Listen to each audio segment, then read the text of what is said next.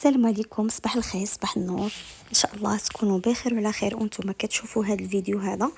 البنات غادي نشارك معكم بيم اللي كاين في الحي المحمدي.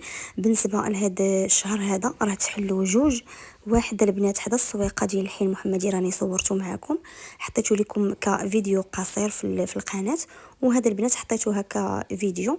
المهم هذه الهبطه ديال الحي المحمدي، الا كنتو هابطين من الحي المحمدي هنا البنات كما كتشوفوا هي كبسه حتى هي راه تحلات اللي كاينه في السلام، ها هي راه ولات في الحي المحمدي. وهذا الرومبوان اللي فيه مول الالعاب وهذا اللي كيبيع المحل اللي كيبيع فيه هكا البونج والصالونات، هو راه معروف هنايا في هذا الرومبوان.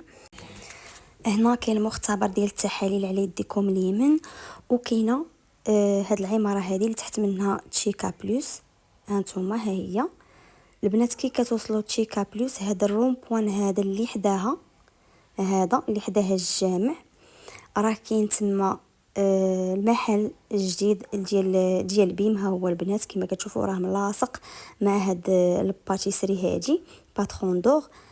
ها هو المحل البنات كما كتشوفوا، هو هذا راه داروا ليه الافتتاح وكانوا عروض اللي هي زويونه.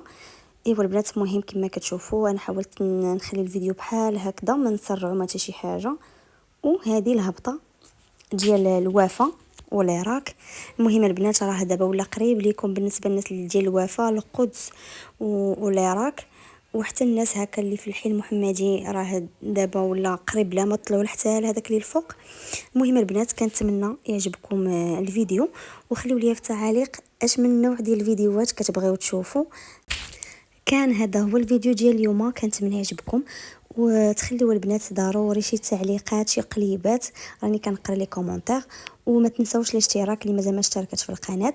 وكنتمنى لكم نهار زوين والى فيديو قادم ان شاء الله.